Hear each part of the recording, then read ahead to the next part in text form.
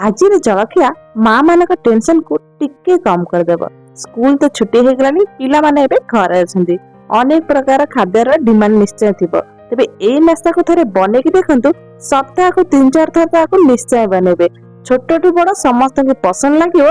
Tiffin to lunch नै जिते चाहेला को खाई परिबे। एते टेस्टी और एते हेल्दी थरे बनेने माने निश्चय बनेबे। तो चलंतु बनेबा। आज जलखिया बनाबे प्रथमे गैस रे गोटे कड़ाई बसई देबा। एटी मापिकी 3 कप मेटी पानी लेछि। आपण केते करिवे से हिसाब रे तार मेजरमेंट कम बेसी करि परिबे। पानी की पूरा पूरी फुटे दरकार नै, खाली गरम हवा दरकार। हेले ता पूर्व सेठी ऐड करबा लूण। स्वाद अनुसार टिके लूण ऐड करिवे। लूण रो क्वांटिटी टिके अधिक करिवे, ता फले एटा खाइबा को बेसी टेस्टी लागिवो। ता सते एठी अल्प टिके मैं जुआणी ऐड करछि, जति जल्दी हजम हेबा एटा सहायता करे। एबे देखंतु पानी पूरा पूरी भुरभुर हे गलानी। एबे हम सेथरे ऐड करबा सुजी।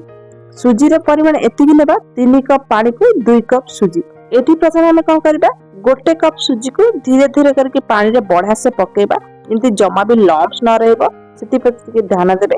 पकेला वाला गैस रो फ्लेम को स्लो कर देबे। गोटे कप पके सला परे तापरे आ गोटे कप पकेबे। जदि आपन को टिके मोटा सुजी लेछिंदे ताले पानी रे परिमाण आ टिके अधिक नेबे, तापर एटा पूरा परफेक्ट बनि के बाहरिबो। एबे हम सेतरे गोटे बड़ पियाज ऐड कर देबा। एबे ता सहित एठी 2टा बड़ आलू को सिझे के रखितली एठी ऐड कर देबा। यदि आपन को आलू पसंद नहीं ताले आ जगह रे आपन गाजर कोबी की मते कद्दूकस करके पके परिबे। एबे हम कोन करबा, सब जक बढ़िया से गोलेबा। आपन को कहितले लूण टिके अधिक नया पे, जा फले ए सब जिंस ऐड कला परे लूण रो परिमाणटा पूरा पूरी एडजस्ट हे जिवो। एबे हम कोन करबा, गैस रो फ्लेम स्लो करके सब जक बढ़िया से गोलेबा। एठी हमें सुजी की पूरा पूरी 5 मिनिट बढ़िया से जंतीबा। एमती पियाज पके तार कंचा बास्ना जीव। जदि आपण किसी वेजिटेबल पकोसंती ताले से जी बढ़िया से सिझी जीव। सेते पूरा पूरी 5 मिनिट बढ़िया से हमें जंतीबा। एबे सेतरे हमें टिके बढ़िया फ्लेवर पाए किछि कटा धनिया पत्र को पके दोचे। यदि धनिया पत्र नाही ताले ता डेंपो को मदन टिक टिक करी काटी के आपण पके परिबे। ता बास्ना टी गोटे बहुत ही बढ़िया आपण पाई परिबे। एठी गोटे बढ़िया सीक्रेट मसला पकोछि, जोटा होछि हमर पाव भाजी मसला। एठी मु 2 रु 3 चम्मच पाव भाजी मसला पकेछि। पूरा पूरी फ्लेवरटा हम जमते पाव खाइला होले लागो, सेते मु पाव भाजी मसला पकेछि।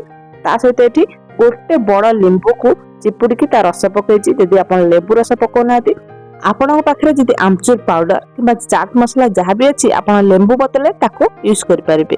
एबे हम कोन करिया, सब जक बढ़िया से गोलेबा। एंती मसला पूरा पूरी प्रति जगह को पहुंचियो, सेते पूरा पूरी बढ़िया से हम कोन करबा, गोलेबा। जदि आपन को पानी रा मेजरमेंट टिके सुखा लागुची, टिके गरम पानी पके दे, पूरा पूरी बनि के रेडी हे जयो। एबे हम गैस रे फ्लेम बंद करके एंती गोटे बड़ थाली नै जायछि आ बढ़िया से ताको तेल रे पूरा गार्निशिंग कर देछि, माने पूरा पूरी सेट हेया पे। आपन ताहले पानी रे मध्ये बढ़िया से धोई के ताको सेट करि परिबे। एबे हम कोन करबा, पिठा पत्ता साजे सब जक बढ़िया से सेट करबा। एंती पूरा पूरी हम ताको ठंडा हला परे काटला परे पूरा पूरी जे केक काटला हला लागिवो। सेते हम कोन करबा, पिठा पत्ता साजे चारिपटे बुले के बढ़िया से ताको हम सेट करबा। यदि पिठा पत्ता हे परनी ताले ओदा हाता हे जानतो, एंती पूरा पूरी हाथ रे ताको चारिपटे चापी के समान कर देंतो। एंती काटला रे पूरा पूरी दी पट साइड पूरा पूरी फिनिशिंग आसीबो। सेते ए प्रोसेस टाको निश्चय करते। एबे ताको पूरा पूरी ठंडा हा पय छाड़ देंतो। 10 मिनिट भीतर पूरा पूरी ठंडा हे के रेडी हे जियो। एबे हम कोन करबा, गोटे चाकू साजे रे ताको पीसेस हिसाब रे काटिबा। आपन को जदि रेक्टेंगुलर पसंद, रेक्टेंगुलर हिसाब रे काटि पेरबे, किबा स्क्वायर कट पसंद, जेबिते आपन को पसंद से हिसाब रे आपन ताको शेप दे पारिबे। ले एटा आराम से पूरा पूरी थाली रे छाडी जिवो। आजिर वीडियो आपन केमति लागुची कमेंट सेक्शन में निश्चय जानबे। यदि वीडियोटी भल लागे चैनल को सब्सक्राइब करिया को भूलिबेन। पिला माने घरे बसी बसी खाली कोन खाइबी जिद्दी करथंती।